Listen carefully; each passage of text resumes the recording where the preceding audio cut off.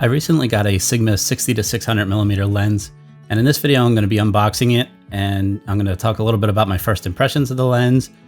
And also, if any of you have been following me on here or any of my other social media platforms, you're probably wondering, why would I get this lens when I already have a 600 millimeter f4 and a 100 to 500 millimeter lens as well. So I'm also going to talk to you about where this is going to fit in my current lineup with those lenses.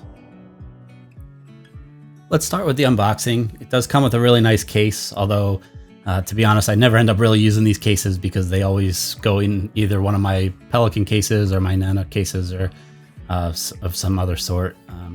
But if this is something that you need, it does come with a nice case. The lens is fairly heavy. It comes in at about 6 pounds, so it's not the lightest lens in the world. But one thing that I do really like about it is they gave you a built-in Arca Swiss mount on the bottom, which I really don't understand why all manufacturers aren't doing that these days, but that's a nice touch there, so good job Sigma with that. The lens does come with a nice lens cover, hood, whatever you want to call it, as well as the lens hood that screws on to the front to stop flare and lens protection and all that stuff. One of the things I never like about these lenses is that they are external zoom, but there's just not a lot of ways around that without giant size, more weight, more expense, things like that. So it's just something that you pretty much just have to live with. The lens, the feel of it does feel like a tank. It feels like it's built really well. It feels really solid in the hand. So I do like that. It does seem like the weather sealing is pretty good on this as well. So all pros there. So why did I get this lens? I recently got a red camera, Red Dragon, and it does have a Canon EF mount on it.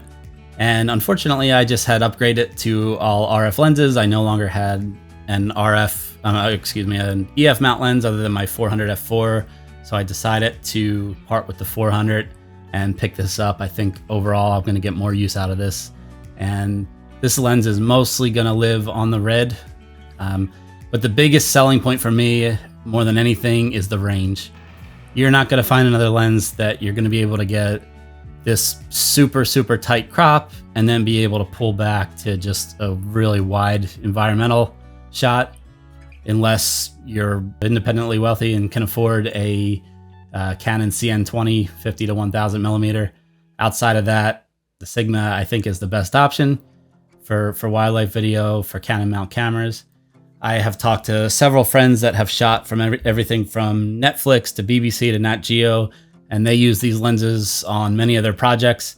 It's also the lens they use when they can't or don't want to travel with the really big, the CN20 that I just showed.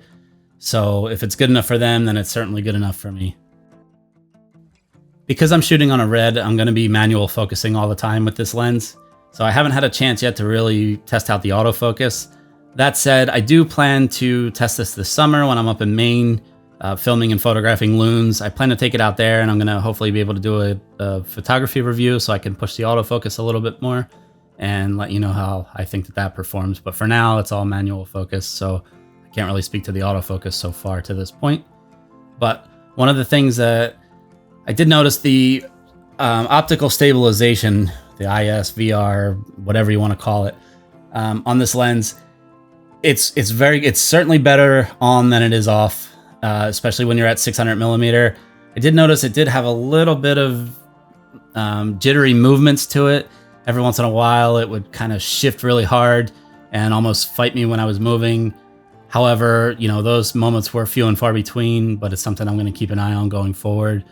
You're going to need, if you're shooting at 600 millimeter, you need a really big, sturdy tripod to begin with.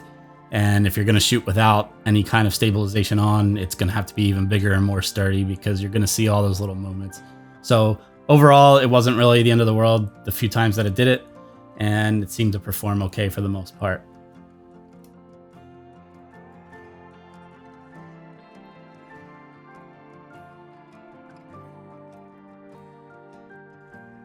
As far as sharpness goes, everything to me, it looked really good. A lot of this here probably is going to be compressed with YouTube's compression, but looking at it on my computer screen at home here, everything looks pretty sharp. I mean, I was actually surprised. I have I came from a Sigma background early on, and some of their earlier generations, and I had a lot of bad experiences with them. So I kind of always had a little bit of maybe a stigma towards Sigma lenses, and but now coming back years later, I think that they've really improved a lot over at least prior generations, and the sharpness looks really good.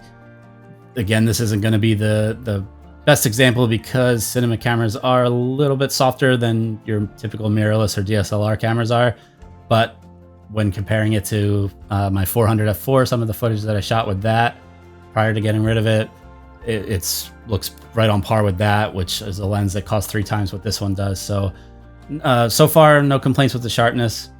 But again, these are just my initial quick thoughts. I do plan to do more in-depth reviews with this over the summer. Just wanted to kind of give you a quick update on what I'm working on and what I have here. And if you think you'd be interested, please subscribe and check back later in the year, and hopefully I have a lot more for you. Thanks for watching.